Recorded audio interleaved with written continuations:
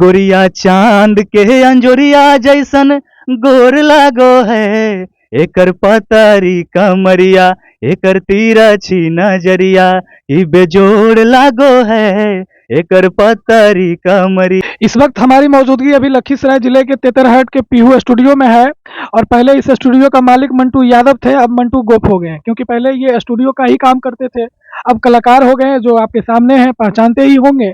बहुत सारे कलाकार का यहाँ पे आना जाना जमावड़ा लगा रहता है।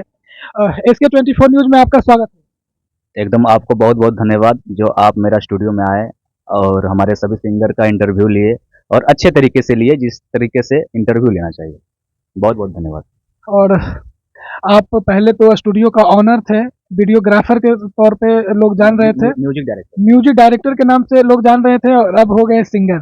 नहीं, आखिर बदलाव कैसे आ गया? सिंगर मैं तो पहले ही था, पहले से मैं सिंगिंग करता था। मैं सिंगिंग 2009 से स्टार्ट किया हूँ। म्यूजिक डायरेक्शन के क्षेत्र में मैं 2012 से आया।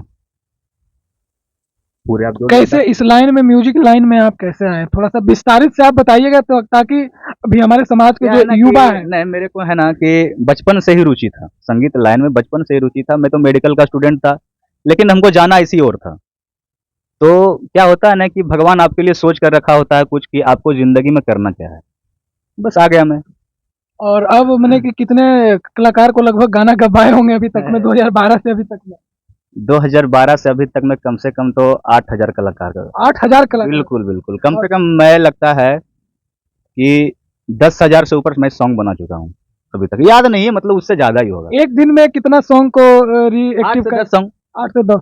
उसमें आपका कितना रहता है? सब मेरा ही रहता है ना। लखीसराय जिला तो एक मैंने कि बिल्कुल देहात है और इसका आधा भाग तो ट्रेवल एरिया है, आधा भाग में क्यों नदी है, तो शूटिंग वगैरह कहाँ करते होंगे आप? शूटिंग तो क्या है ना कि देखिए, आजकल भोजपुरी और मगही जितने भी कलाकार हैं सब लोग क्या करते हैं, मैरिज गार्डन बुक करते हैं, उसमें शूटिंग करते हैं, लेकिन उसका मजा नहीं है। मजा जितना नेचर, हम क्या है ना कि पूरा एकदम नेचर प्रिय आदमी है, मतलब हमको नेचर इतना पसंद है, इसलिए हम आउटडोर ही ज्यादा शूटिंग करते हैं। इंडोर का जरूरत होता है तभी करते हैं, ऐसे नहीं करते हैं। इधर बहुत सारा लोकेशन है। अगर शूटिंग करते होंगे उसके लिए लड़कियां चाहिए, बिहार को बंगलनिया? नहीं, देखिए कलाकार क्या होता है ना, कलाकार सभी राज्य से ही आते हैं, ठीक है। भोजपुरी में ज्यादातर कलाकार बिहार के हैं, बनारस के, मतलब यूपी और बिहार का लोग ज्यादा हैं। बंगाल का लोग कुछ हैं जो कि मतलब वर्क कर रहे हैं। अब देखिए कलाकार कहीं से भी आ सकता है, आपका भी मन करेगा हम बिहार में जाके काम करें, हम भोजपुरी के लिए काम करें, तो आप काम कर सकते हैं, सबका वेलकम है यहाँ पे। ऐसा थोड़ी है कि किसी को मना है यहाँ पे। तो आपका एरिया तो प्योर मगही पड़ता है। गाना आप कौन सी गवाते होंगे, झारखंडी खोरठा गाना या फिर मगही या फिर भोजपुरी में रुचि रहता होगा? नहीं, कलाकार जिस टाइप का आते हैं, अब आप हिंदी गाने गाते हैं तो मैं हिंदी गाने का ट्रैक बनाऊंगा, आप भोजपुरी गाते हैं। देखिए क्या है ना कि संगीत का कोई लैंग्वेज नहीं है, सबसे पहला ये पैटर्न अलग अलग है, सबका माल मगही का पैटर्न अलग है।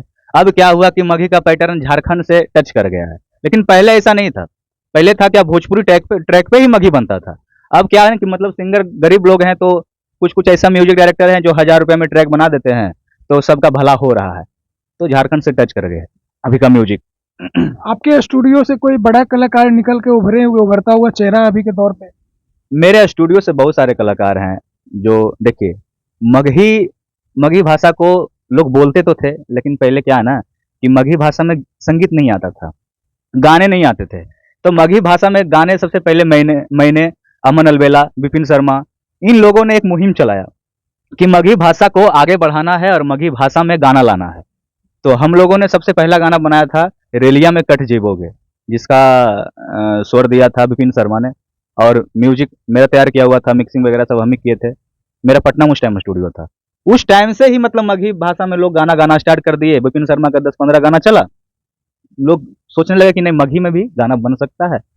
तो बरसाती मेढक की तरह सब जगह सिंगर अपना अपना सब लोग उभरते गए, गाना बनता गया। ऐसा आप अगर यहाँ पे स्टूडियो में गाना गवाते होंगे, एगो ऑडियो वीडियो करवाने का कितना पैसा लगभग लेते हो? अब देखिए बजट पे है, अब इधर का सिंगर गरीब सिंगर लोग है, तो जिस टाइप से बजट देगा उसी टाइप से आप काम करिएगा ना। फिर अचानक आपका ट्रैक चेंज कैसे हो गया, फिर सिंगिंग लाइन में आप आ गए? मैं तो पहले सिंगर ही था ना। मैं पहले आप भी सिंगर ही? हाँ, पहले मैं सिंगर था, म्यूजिक डायरेक्शन में बाद में आया। ऐसा क्या होता है ना कि सिंगिंग करते करते आपको एक्सपीरियंस हो जाता है कि मतलब गाने बनाने का, धुन बनाने का, संगीत कंपोज करने का एक एक्सपीरियंस आपके अंदर आ जाता है, जो मेरे अंदर एक्सपीरियंस आया और मैंने बहुत सारे संगीत बनाए, बहुत सारे म्यूजिक। अभी कौन सी गाना आप ला रहे हैं या मेरा गाना गाया हुआ बहुत सारा गाना है, सबसे पहले मैंने गाया था मगही में ही, गोरिया चांद के अंजोरिया जैसन गोर लागो हैं। तो पूरा गाना थोड़ा सा दर्शक को एकदम बताइएगा। कि गोरिया चांद के अंजोरिया जैसन गोर लागो है, एकर पतारी कमरिया, एकर तिरछी नजरिया, ई बेजोड़ लागो है, एकर पतारी कमरिया। ऐसा बोलता उस गाने का। तो ऐसे कोई सुनबो नहीं करता होगा इस सब गाना। अभी एकदम तो चोली साया ढोड़ी पे हाँ, एकदम एकदम सही मुद्दे पे आए हैं। तो अभी का मार्केट इतना गंदा हो चुका है कि जब तक उसका कान में ढोढ़ी, चोली, लहंगा, लहंगा के अंदर विस्फोट, लहंगा के अंदर बम, जब तक नहीं जाएगा उसके कान के अंदर, तब तक पब्लिक नहीं बोलेगा कि ये बढ़िया सॉन्ग है। तो हम जो गाते हैं ना, हम आज भी ऐसा ऐसा गाना गा रहे हैं जो हमको पसंद हो, समाज में वो गाना सुन सके। अब आज के डेट में इतना फुहरता हो गया, मतलब क्या नहीं। कोई सामाजिक गाना दर्शक को बताइए। बहुत सारा गाना है। देखिए ये गाना भी आप परिवार के बीच में सुन सकते हैं। ये गाना और बहुत सारा मेरा गाना आया है जो कि मतलब एक ठो था मेरा गाना, उड़ गेले सुगनिया, कि बड़ी रह जता नावा से पोसली सुगनिया, सुगनिया के उड़ी रे गेले तोड़ी के पिंजड़ावा सुगनिया। तो अब बताइए कि ये सब गाना परिवार के बीच में आप सुन सकते हैं। अच्छा, अश्लीलता पे आपका क्या ख्याल है? क्योंकि सबसे ज्यादा तो आप ही परोसवाते होंगे अश्लीलता, क्योंकि आप स्टूडियो का मालिक है। अब बहुत सारे मगही का कलाकार आता होगा। देखिए, अब आपके पास ग्राहक आया, हम तो बिजनेस खोले हुए, अपना स्टूडियो खोले हुए हैं। आपके पास ग्राहक आया तो आप तो उसको तो सामान दीजिएगा ना, जो उसको चाहिए वो तो दीजिएगा, नहीं तो दुकान तो बहुत सारा खुला हुआ है, कहीं ना कहीं वो ग्राहक जाके वहां से सामान लेगा ही लेगा। तो इससे बढ़िया है कि आपका स्टूडियो में ताला लगे, तो इससे बढ़िया कि आप ही बना दो। मैंने किया था एक बार, मुहिम मैंने चलाया था कि मतलब जितने भी पत्रकार लोग थे सबको मैं सप्ताह में मीटिंग करवाता था। पहले तो मतलब यूट्यूब पे बहुत कम ही आता था, पहले पेपरबाजी ज्यादा होता था। मैं पेपर में हमेशा निकालते रहता था कि अश्लील अश्लील पे विरोध हुआ, अश्लील पे चर्चा, ये सब मतलब मेरा होते रहता था। ऐसा हुआ ना कि अश्लील अश्लील तब सब अश्लील सिंगर था, मेरा स्टूडियो में ताला लग गया था। मतलब मेरा स्टूडियो में सिंगर ही आना बंद हो गया। सबको लगा कि ये मंटू भैया तो अब अश्लील गाना गवाते नहीं है, और सबका तो अश्लील ही गाना है। कोई तो भजन गाने वाला, कोई हनुमान चालीसा थोड़ी गाने आएगा। सबके पास अश्लील कहीं ना कहीं ढोली छुपा हुआ है, कहीं ना कहीं लहंगा छुपा हुआ है। तो मानिए तो कहीं ना कहीं अश्लील हर एक गाना है। मैंने कि बिना अश्लील के मार्केट में कोई गाना सुनता ही नहीं। देखिए क्या है ना कि अश्लील उसको नहीं बोल सकते हैं, आप उसको मसाला बोल सकते हैं, इंटरटेनमेंट। होता क्या है कि आदमी को क्या चाहिए? इंटरटेनमेंट चाहिए।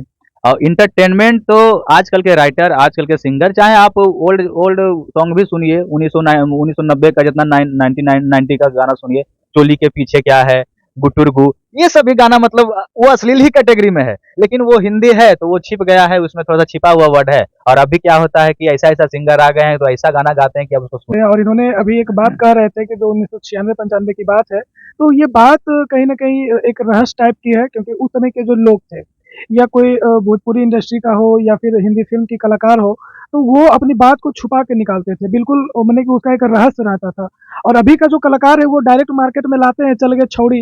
माने कि इस तरीके से गाना गाएँगे तो आपको लगेगा कि नहीं, बिल्कुल खराब है। सच्चाई सच्चाई ये है कि मगही गाना कौन सुनता है?